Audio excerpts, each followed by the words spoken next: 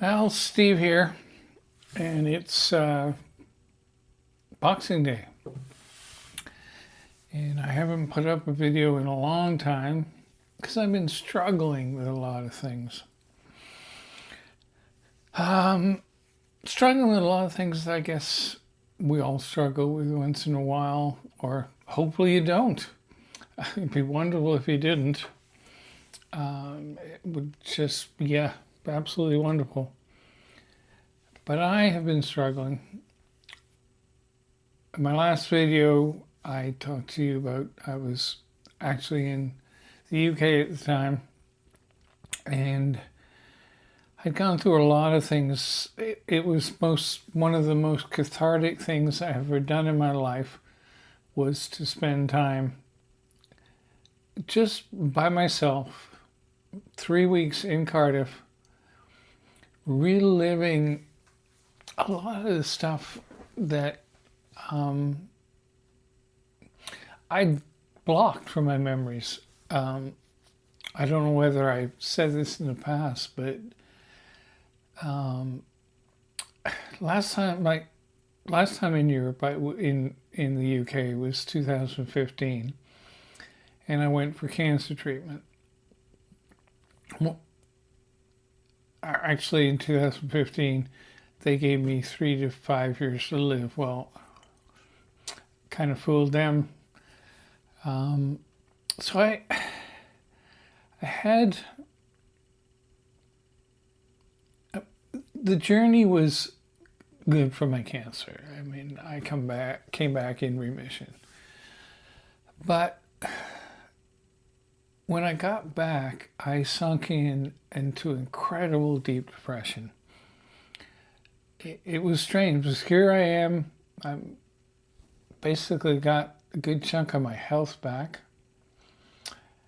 And I'd gone to Britain. It had been an expensive trip, but my friends, my customers, and just wonderful people in Brantford that I didn't even know just got together and raised the money for me. And it was just wonderful. We have a very caring community. Anyway, I got back and I went into this really deep depression. And I finally went in, my doctor said, look, I can't take this. This is ridiculous. Can you please refer me to the Canadian Mental Health Association and to a psychiatrist? So he referred me to both.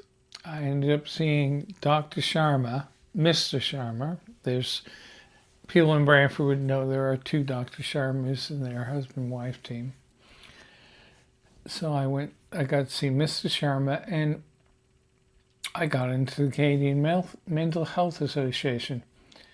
My first time there, they told me it was going to take a year before I could see somebody. So I thought, okay, it's going to be a year. Well, it turns out because I was unemployed, at this time my mom was running the store and I hadn't really gotten back into running it. With the battle with my health has just been, at that point, too much, so she was running it. Because of this lack of income, I got into the CMHC under their emergency program. So I saw somebody within a week. A gentleman I got to see has had one of the biggest impacts on my life. And I see him once in a while and I tell him so. His name was Brent Campbell. So I started seeing Brent every week. And he almost knew when I walked into his office, he put the box of Kleenex in front of me because he knew it was going to be that kind of session. So worked through some things with Brent, and one week at our meeting, he said, I think I've got somebody you might be helpful for you. Her name was Dr. Franklin.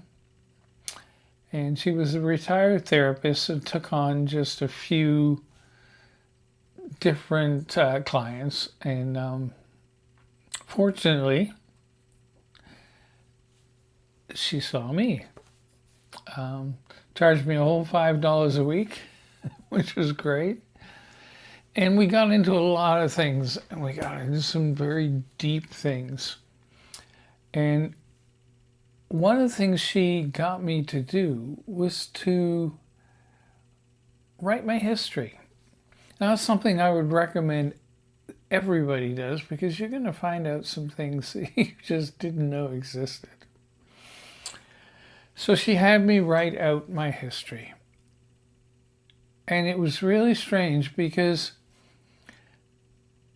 before moving here in Canada, I had very few memories that I could conjure up. And the few that I did have weren't that good. So after talking to Dr. Franklin about this, not being able to come up with memories, my parents were wonderful, so memories of my parents bringing me up, there was nothing bad.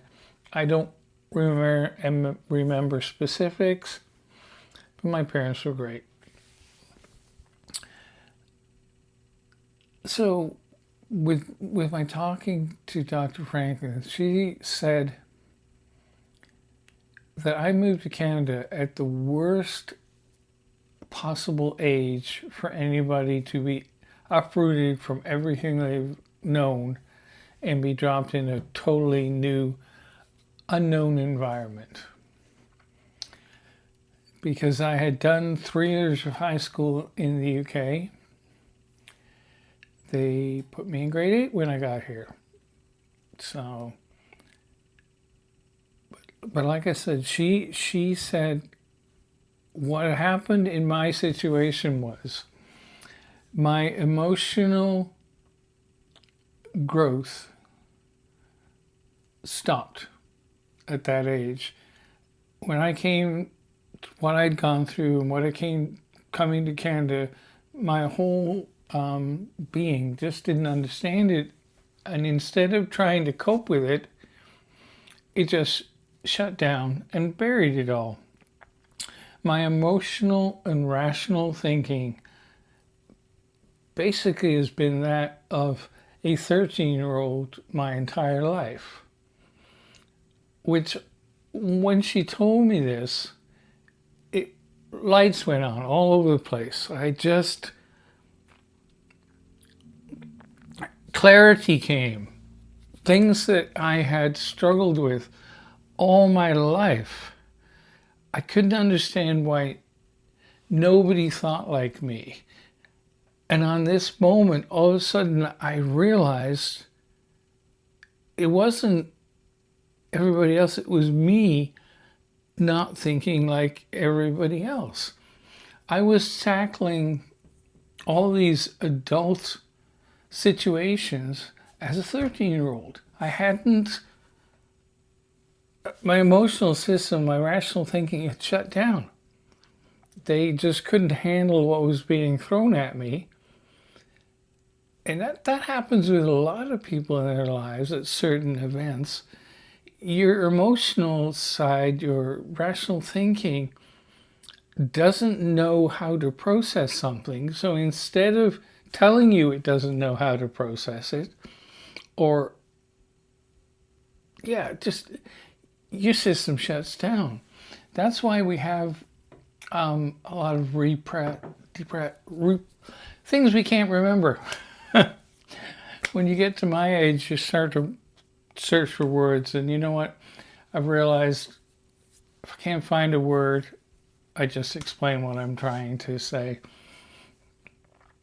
So here I am I think at the time I would have been about 65. And I'm just getting to a point where I'm being told I have an actual syndrome, or whatever you want. immature personality disorder. So I had this disorder that I didn't even know I had. So now, when somebody says something to me, a lot of times I'll do the old Ronald Reagan thing and say, I'm really glad you asked me that question, or that's an interesting question. The old Steve would just blurt it out and answer. I don't even think about it. Now I take time to think about things and to really work out a response that is more of an adult response, more of a response of a, well, I'm now 70, so as a 70-year-old, it just, the clarity of Dr. Franklin saying this to me was just amazing. Now, having said that, the struggle was, again, was beginning anew in a different way. I didn't know, I had to learn to be an adult. I had to look at what and how other people reacted to certain events. Not that everybody's perfect, but I would take in different things into consideration, different things that I wouldn't have thought through before. And I actually quite enjoyed this new Steve. The looking into things instead of just reacting was an eye-opener. You're taking time to think through things. You're not reacting right away. Sometimes I didn't react for a day or two. I'd say, oh, let me think about that. Which was something totally new for me and also for the people that knew me. So that's just a little bit of a background in that section. But this year, as a lot of people know, has not been a great year health-wise, a lot of ways. I think it was March. They believe I had a heart attack. I wasn't aware of it at the time, but all the tests have come back that I had a heart attack. And I was in London with a friend of mine, and we're walking on the street, and I could hardly breathe. I was having trouble walking 20 feet without gasping or without taking a break. So she basically said to me, you really need to go to the doctors. And she made me promise that I would call the doctor. Well, I did. I called the doctor as soon as I got back to Brantford. And as soon as the appointment he could see me was the following Friday. So I prepared myself for the doctor on Friday. Well, I believe it was Wednesday. I couldn't even get up the stairs. My breathing was so bad. I was gasping for air. And my blood pressure went through the roof. I was 215 over 110. So I got Kathy to call an ambulance. They took me in the hospital, admitted me right away, basically nicely told me that I was in really rough shape and they were going to get me to Hamilton to have an angiogram as soon as they could. They wanted to stabilize me first because I wasn't doing very well. Get a call on the Friday morning from my doctor's office, where are you? I told them I was in the waiting room at Hamilton General to have an angiogram. And response from my doctor's office was, well, you're in the right place. So it's the Friday morning. there was all kinds of problems in Hamilton. People don't know about Hamilton General and the angiogram. It's almost like a factory line. You come in, you go through your tests, then you go have your angiogram, and you come back, and that's all these doctors do all day is angiograms. So about 3 o'clock in the afternoon, they finally got me in. They sedate you, but you're still semi-conscious. You kind of, they can talk to you and stuff like that. Well, after about, I don't know, I'm not sure the time, 5 minutes, 10 minutes, I don't know how long I've been there. The doctor looked over, came to me and said, "You're a very lucky man." I'm basically out of it, so I didn't really understand. He said, "We're going to do a couple of stents right now." So they did a couple of stents, and I was wheeled out into the recovery. The next few hours were a total nightmare. Something went wrong with the site that they'd gone in the arm. I ended up with a hematoma from my hand up to my elbow. It was one of the most painful things I've ever had in my life. They kept apologizing. They said, "This happens in about 1 in every 500 people." Well, of course, I'm going to be the 1 in the 500. But one thing I had noticed, I was breathing. So the doctors came to talk to me and said that, the nurses are going to look after this hematoma. They apologized profusely. They said, "It does happen. That's fine." They said, "We put 2 stents in. One of your arteries was 99% blocked. And if you hadn't come in, we wouldn't have guaranteed you another week." So my timing for being in there was just fortuitous. The second artery that they put the stent in was 90% blocked. And yes, I was in a lot of pain with what happened with my arm, but I could breathe. I was breathing like I hadn't done in years. It was like I got my life back. So I went back to Brantford, still with this hematoma. I was the last person that day to head back because the nurses just, actually I found out later that the nurses stayed beyond the time that they were normally going to stay just because of me. So I went back to the hospital and I was in a ton of pain. It was just excruciating because the arm was just really bad. But I just wanted to go home. So the doctor checked me out and said, "Can you get into your doctor ASAP?" And I think it was 2 days before I could get into my own doctor. And he looked at my arm, took one look at my arm, and wrote me a prescription for 120 oxycodone.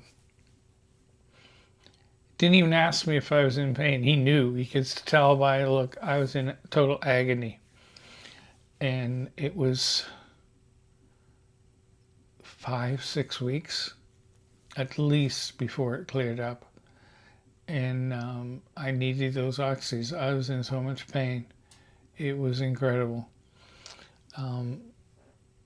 But I got through that. And then I just slipped into a depression. And I couldn't figure out why. Here I am. I got my life back and stuff like this. One of my friends who's a counselor basically said that this time and the time before could have been survivor syndrome. which is weird. You know, you wouldn't think that because you survived that you would feel that, you go into depression.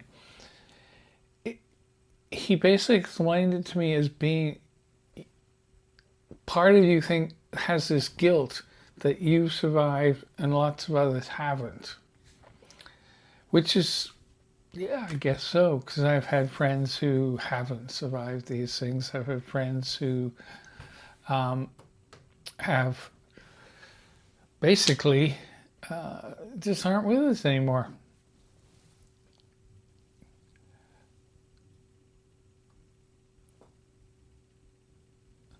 Okay, just having a little bit of trouble with the camera there.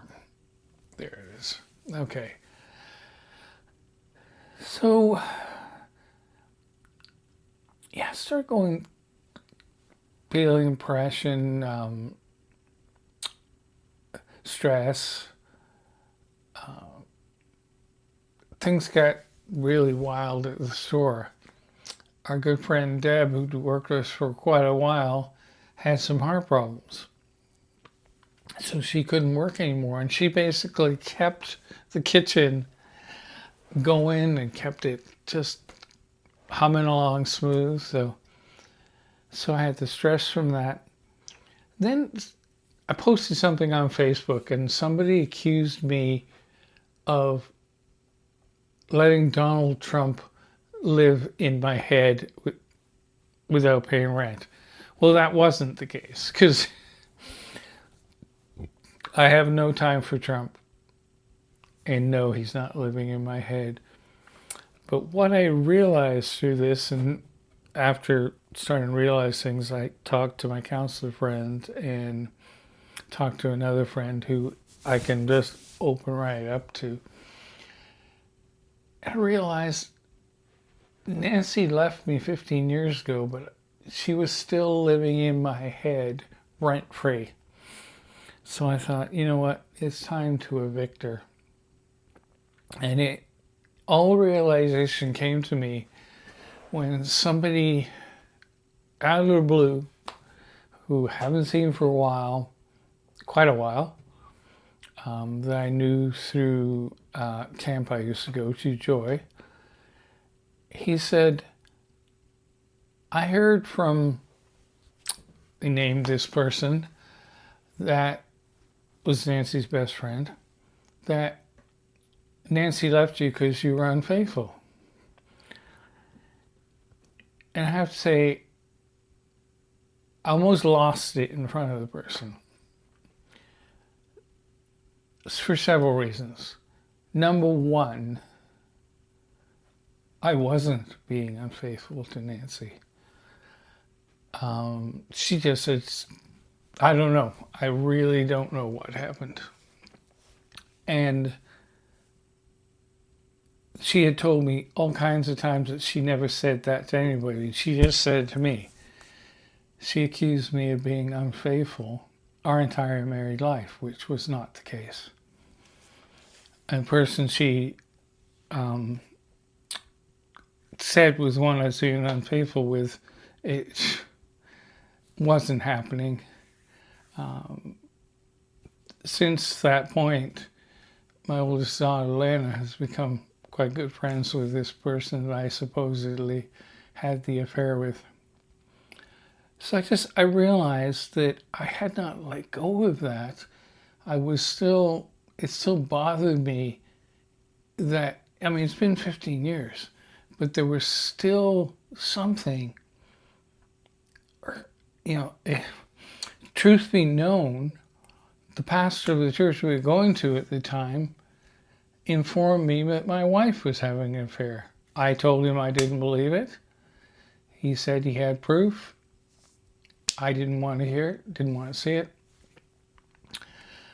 I realized that it wasn't the fact that Nancy left me. It's the fact that our daughter, Chelsea, who a lot of people know, I have not seen in 15 years. She chose to believe everything Nancy supposedly wasn't saying. And I have two grandchildren I've never met. And all of a sudden, the realization, it had diddly squat to do with Nancy. She has proven herself to me. Yeah, I'll just leave it at that. Chelsea, I'm still madly in love with my daughter. She's Anyway, you guys will understand this. I'm trying not to get emotional here. I was letting Nancy live in my head rent free, not because of her. It's, yeah, she's, like I said, proven herself to me. It's Chelsea. I have two grandchildren. I've never met them. I've got a granddaughter who believed the lies that spouted out of her mother. And I had to really, really let this get around, work this out, work through this. And now I'm able to share it. Again, it's been a cathartic journey. I have watched my daughter just blossom, Lana, my older daughter, with the store. I can't physically and probably mentally, emotionally handle the store with all the health stresses I've had. And Lana's been there. She's just made things work. We have amazing customers. I'm just boggled at what's happening. And I can honestly say that there is nobody living in my skull rent-free. That's over. And I would just question everybody else. Look in and see if there's anybody, family member, friend, whatever from your past, that you are allowing to live in your skull. And they're controlling the way you think, the way you react to things. You just got to be so aware of what's going on around you. I am fortunate. I have an amazing place to live. As you can see around me, I've got my turntable right there behind me. Over here, I don't know if you can see it. Yep, all my albums. I've got music all around me. Right next to me here, I have my online radio station that I run. And I'm learning to do videoing, and I will be doing a lot more in the new year. I have realized that it is a way for me to get things out there, but also a way to share with people. You know, I talk to people all the time that are going through similar things to me, and they can't understand what has happened. Well, I didn't. I went through years of not being able to understand, but now I do.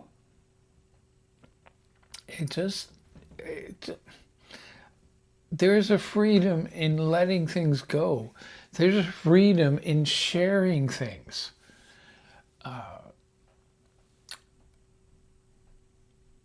I checked with both my counselor friend and this other friend, and I said, well, should I share this? Because it's kind of personal, but it's also hopefully will help others. And I guess for the longest time, I didn't want to believe that Nancy would believe things of me. And I guess now I don't care. She believe whatever she wants. I know a lot of people, they believe certain things because it justifies their actions.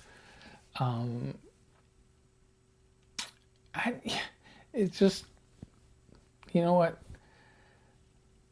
We have to look after ourselves first. And if other people's actions have hurt us, somehow we've got to learn to forgive them. We've got to learn to let it go and learn to move on. Going back to the UK, I guess I didn't really share. I went back in September for a month, and it was a hard thing to do. A lot of the memories that came flooding back to me when I spent 3 weeks in Cardiff, then I went down to Deal for a week. Most of the things that came back weren't nice, weren't pleasant things, but I was able to work through them and be able to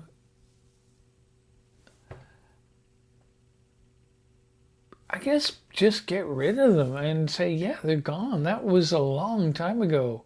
Don't hang on to things. I've discovered that through my entire life, most of my friends have been female. In high school, the friends I look back on are all female. It's just always been that way. It's been the way I was back when in Britain, when things came all to a head while I was there. I remember the church youth group. Most of my friends were female. And then I even go back to my schooling. I have no real memories of a lot of things in my public school in Britain and my high schools in Britain. But I did get a chance to meet with somebody I went to school with when I was 5, 6, and 7. Her name's Angela. And I met with her and with her husband, Chris, I think I left Cardiff 2 days after I met with them. And I'd had all this real rough time, and I shed a lot of tears in the 3 weeks in Cardiff. But then lunch with Angela,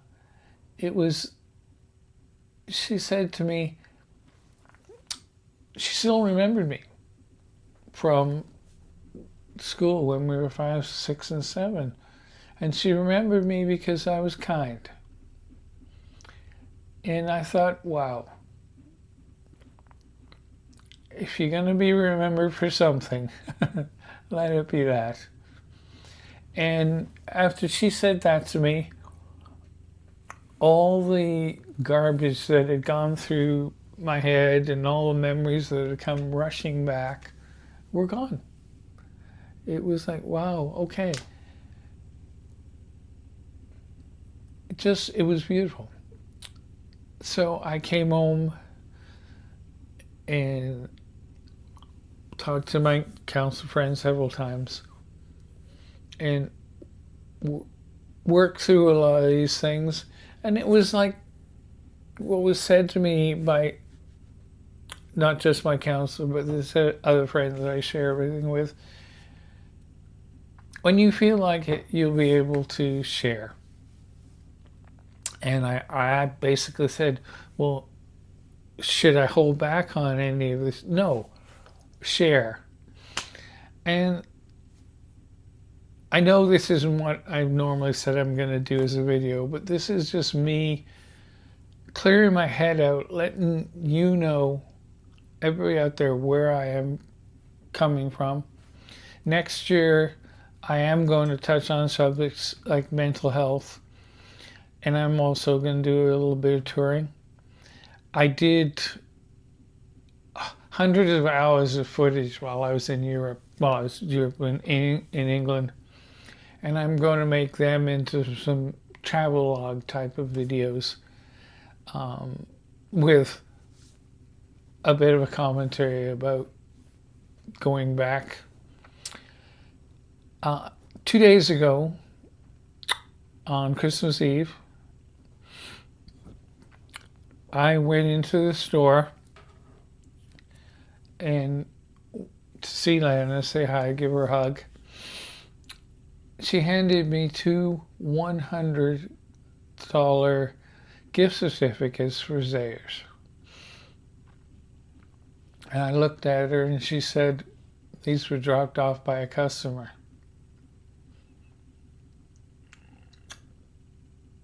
And you could have knocked me over with a feather.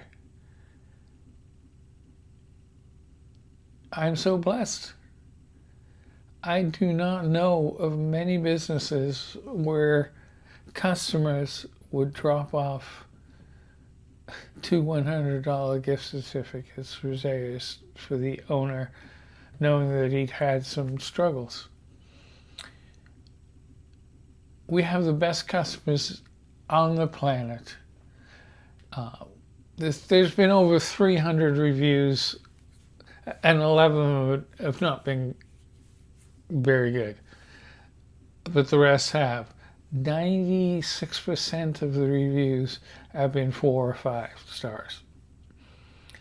And what do I worry about? The 11 twits who have put negative reviews.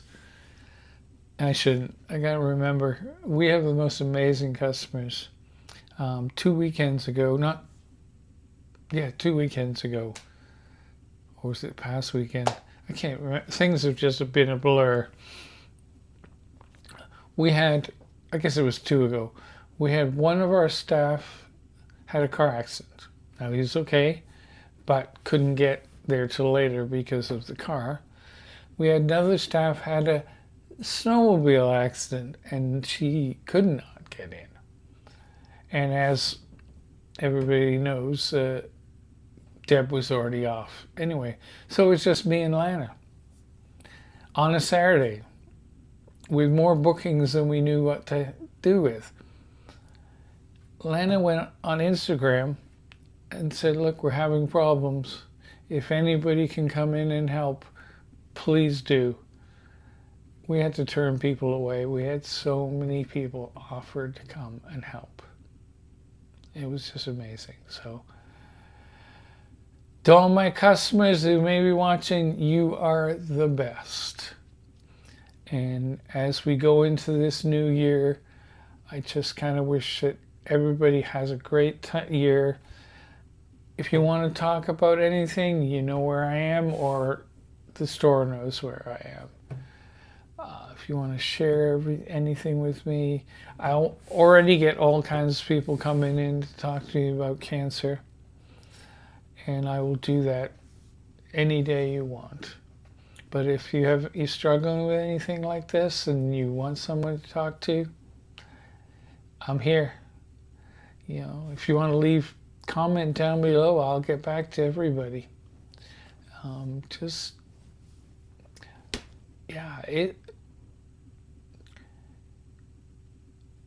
We have to confront things in life, because if we don't, they take over. And it was 15 years I had to come to grips with something. So yeah, all I gotta say is, I know it's Boxing Day, but have a Merry Christmas and a Happy New Year, and we look forward to comments or even seeing you in person at the store. Thank you very much.